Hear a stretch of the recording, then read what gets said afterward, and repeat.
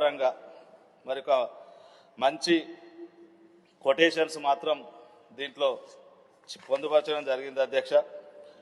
పిల్లల భవిష్యత్తు కోసం తీసుకునే నిర్ణయాలు ఎప్పుడు కూడా ఖర్చు కాదు, అవి పెట్టుబడులే అని చెప్పి మరి దీంట్లో సూచించడం.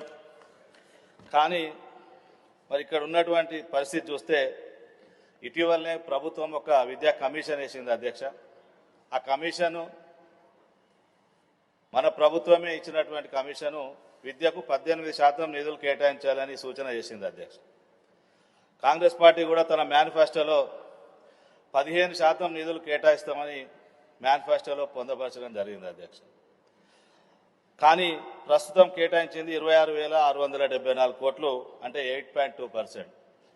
గత సంవత్సరం 7.6%, దానికన్నా ఒక 0.6% అదనంగా, నికరంగా చూసుకుంటే ఒక 3,000 కోట్లు అదనంగా కేటాయించినప్పటికి కూడా దీంట్లో మరొక యూనివర్సిటీకి 1000 కోట్లు, మరొక యూనివర్సిటీకి 400 కోట్లు, ఇంటర్మీడియట్ మిడ్ డే మీల్స్, ఇట్లా ఒక దగ్గరనేమో ఇంటర్ను రద్దు చేస్తున్నాం, మరి 10th క్లాస్ అంటే ఇంటర్ బోర్డునే రద్దు చేసి స్కూల్లో కలుపుతున్నాం అధ్యక్ష.